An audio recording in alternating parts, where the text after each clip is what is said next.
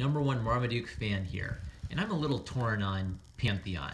These are IDW books that I got from a 50-cent bargain bin, and I enjoyed moments of them. So this isn't particularly like a strong recommend.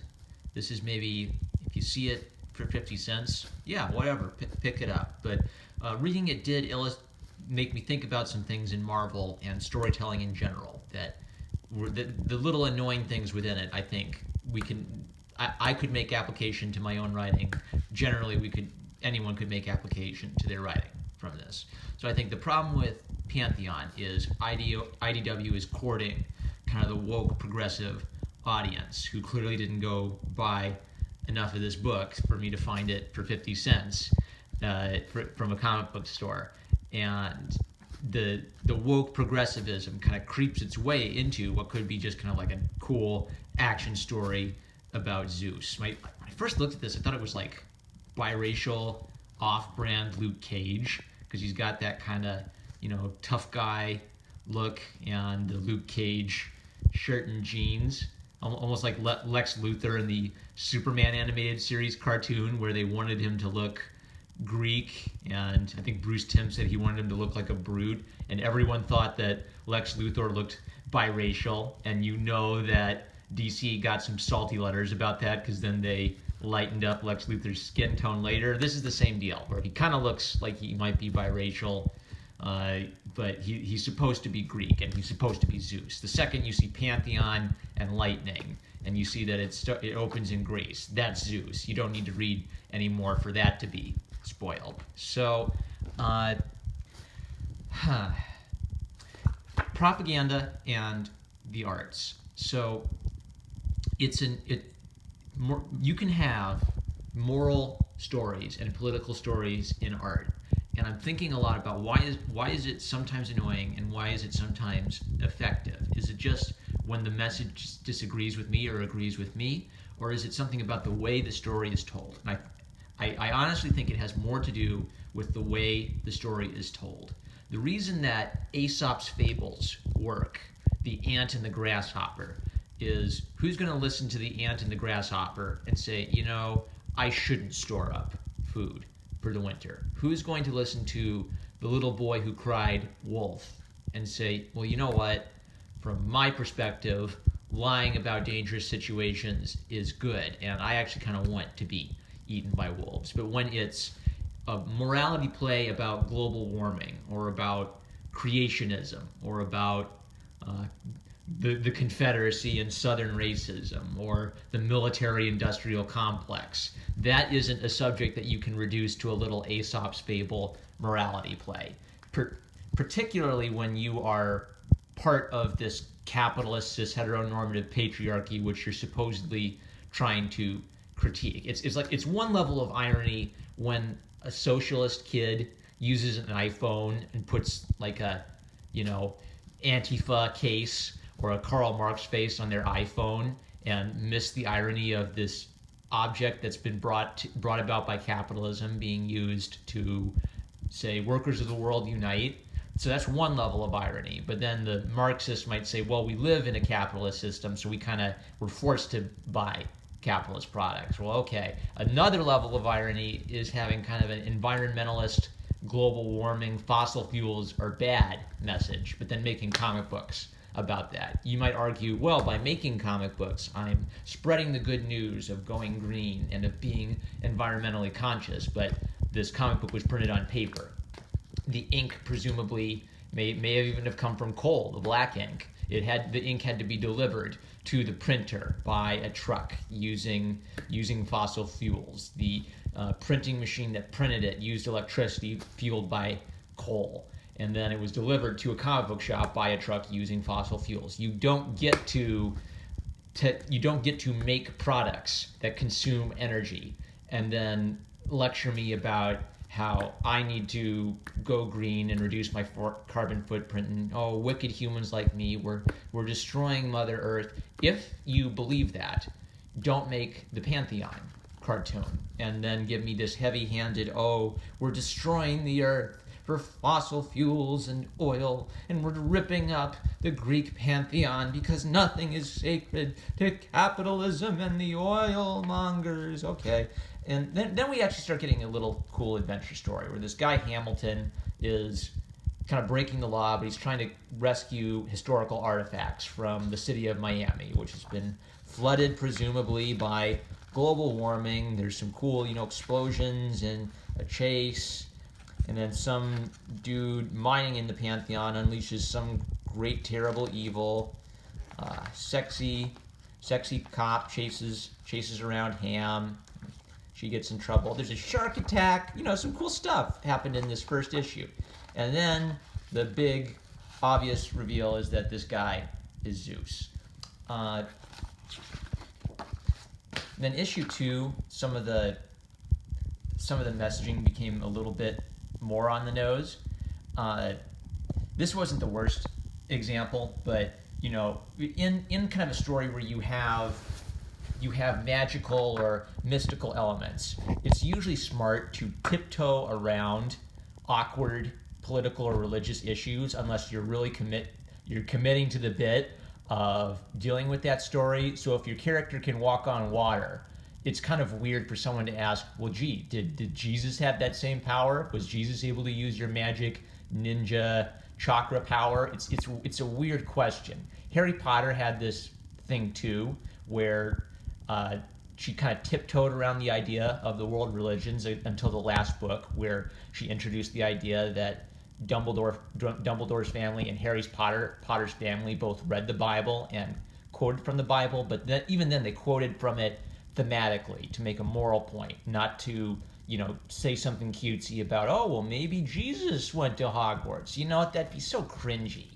And so here, like, Zeus has read the Bible, and he asks Ham if he knows who Doubting Thomas was, before he zaps him, because Ham's the Doubting Thomas who doesn't believe that he's Zeus. But why does Zeus care about reading about Doubting Thomas and making allusions to Doubting Thomas? Why do you need to kind of throw in, Christianity is mythology just like Zeus? What are Zeus's opinions on Islam? I'd like to know. Where's his, dig on the Prophet Muhammad? And this is old hat.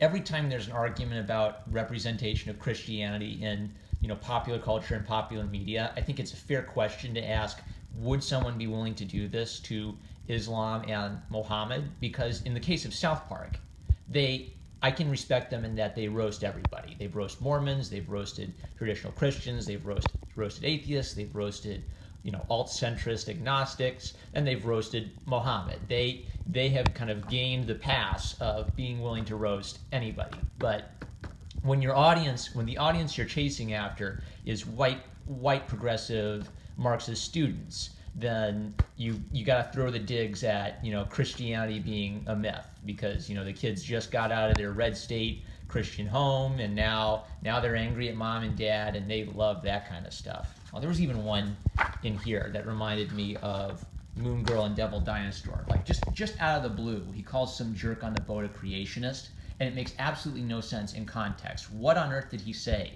that gave you the impression that he's a stupid creationist and you're so woke? You believe the theory of evolution? Hashtag the science. You are so smart. Moon Girl did this. Her teacher asked her to describe the theory of evolution, and Moon Girl went on this really awkward antisocial tangent about how evolution isn't a theory, and quoting Wikipedia terms to show how super genius she is. And story-wise, it made no sense, but its purpose was for a kind of New York progressive Democrat. Making fun of creationists is kind of the number one way you show that you're woke and you hashtag love the science, except for all those triggering biologists who say there's only two genders. But man, those creationists, they really need to get with the times on hashtag the science. So what am I trying to say? Am I trying to say you can't make fun of creationists, or that you can't have like a political bit about the culture wars and creation versus evolution? No. What I'm saying is, in this context, it's ham-fisted and it's irrelevant. They're going on a treasure hunt, and the guy didn't say anything remotely related to creationism. What does this have to do with anything whatsoever? And then it continues with Zeus talking about the myth of Christianity, and the bad guys, or the Greek gods, start coming back. Zeus has kind of weird, inconsistent powers, and this is even lampshaded a bit. Like, he appears to be all-knowing, like the Christian God, but from what I read of Greek myth, he was a very human, very flawed character. So Zeus doesn't strike me as the type of guy who knows everything you did when you were 12 years old. This girl's clearly supposed to be like Medusa. You know, I guessed that almost immediately.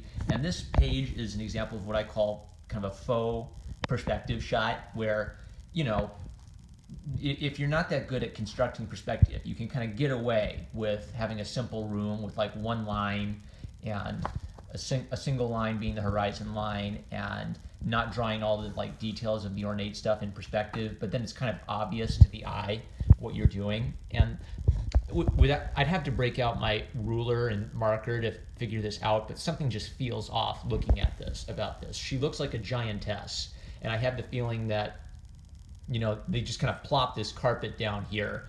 They drew the crowd, they drew her, they plopped the carpet down to try to give you an idea of the space between them. But for her to be that big and for them to be that small, I feel like the floor is tilted the wrong way up or something. So it's an okay trick if you can get away with it, but this almost would have benefited from either like a more dynamic angle, or just eschewing the big full room shot of the dining room hall, and instead maybe focusing on her and a few ornate details from the column. I don't know. So that didn't really sail. This artist also has a bad habit of just like drawing a bunch of hatches and stuff on people and people's arms and people's muscles. So you get this awkward situation where bodies look like they have patches of black tattoos on them. This I won't say this upset me as much as just this annoyed me, because again, it's ham-fisted. So apparently the government has disbanded all world religions, and this is mentioned as a throwaway line. What? How did that happen? How did the gun confiscation go in the red states? Was there a civil war? Just as a casual aside, this idea that all world religions were disbanded was thrown out. How did disbanding the world religion of Islam go? What? Okay, so they get picked up by this trucker, and oh look, he's got a Confederate hat. I wonder if this is going to be like a subtle, kind of sweet commentary on the American spirit, and how, you know, people who, you know, may wear those heritage, not hate shirts, maybe they're kind of rough around the edges, but they're swell guys. They love everybody, and, you know, I don't have much confidence that this is going to be a subtle portrait of the American South. Right? Man, oh man, it's true, ain't it? He really is Zeus. And if the Greek gods are real, that means maybe my God is real too. Oh, you're so woke, man. Making fun of southern truck drivers and their Jesus land. Oh, ha ha. Now, I'll give him credit that he didn't do this thing where this guy then turned out to be an evil racist, you know, just can't wait to burn a few crosses on some yards, but then he just kind of gets his little tee-hee, good luck fellas and keep the faith, and off he goes, and they kind of laugh at him too behind his back. So, you know, they didn't make their strawman character as racist and evil and nasty as it was possible to be, but this is still kind of superficially a tee-hee red state Christians. Am I right? Those Trump voters. And who are you writing for? Who are you writing for? The woke progressives didn't get this book. I bought this book for 50 cents. Here we go. Okay, what's going on here? So this line from her arm is kind of coming up here, and then this is her armpit and the trapezius. I'm forgetting the names of the muscles I learned in anatomy, but this is then stretching across there. These are making an X. Your muscles don't fold into one another. And then what's going on with this back? Right? So you've got your shoulder blades, the spine, but that's just a big black shape, and then these are some black shapes on the side of it. What? It looks like she has a really bad Rorschach back tattoo, but the artist forgot which halves were which, and then ended up mismatching her back tattoos. And then, oh, she's Medusa, and Ares is in the American government. Okay. And then I skipped to number 5, because that's all they had. And this was a fun little action story, but reveals some similar weaknesses in art. So Zeus is supposed to be roaring and in pain, presumably, but this is actually kind of a neutral expression, even though he's got his mouth wide open, because this is using wrinkles on top of the face rather than contorting the face to make a proper expression. So, crow's feet around the eyes, wrinkles around the mouth, a knit in the brow, but it just looks like he's saying wah. He's not roaring. He's not angry. He's not ready to kick Prometheus's butt. And I guess Prometheus, even though he's kind of the hero of the Greek myth who gave life to human beings, in this version that's fake news. The Titans are the bad guys, and the Greek gods are the good guys. And Heracles and Aphrodite have joined the team, and they don't help me understand at all who's possessing these guys, because if this is Ares, I'm not sure who the heck this was supposed to be. So I thought maybe it's Prometheus. Is it Hades? What? Took me a while, and they never really told me who the heck is possessing this guy. Yeah. So, but then when I finally see Prometheus, then that's when I understood the earlier guy wasn't Prometheus. And they have a nice big, fiery battle in the middle of New York, and lots of lightning and thunder getting thrown around. It was a cool, fun little fight. Back and forth. But I don't know, just kind of meh. Luke Cagey, not much dynamism, not much warmth to make me really want to go out and buy the rest. But an okay little adventure story, I guess. So, applications to writing and drawing. Just don't shoehorn in political and religious themes to what should be an action story arbitrarily, because you're only going to annoy half the audience, and even people who are inclined to agree with you can still be annoyed by it, right? So I'm the type who you could probably persuade that global warming is real by just, showing me some tables of it, and then kind of making the case that, the greenhouse gases create a blanket, right? You could make a scientific argument to persuade me that, yeah, maybe global warming is a problem. But then when you do a little morality play about global warming in a comic book, that just makes me want to go get an SUV, go find an SUV that some progressive left in a parking lot, turn on the ignition and let the gas run just to pump as much carbon dioxide into the atmosphere as I can. Because morality plays are meant for children, and you're condescending to your audience, and your audience is intelligent with that kind of a ham-fisted hashtag the science, hashtag be woke kind of a vibe. Plus you're being a hypocrite by putting it in the form of a comic book that requires the society and the materials and the capitalism that we enjoy. If you really believe that we're on the verge of environmental collapse and, right-wing fascism and the end of the world and civil war, well, then don't make comic books that consume valuable resources. If you are really so persuaded that we're teetering on the edge of Armageddon, don't profit off of the destruction of Mother Nature. Oh, woe is me. So, meh.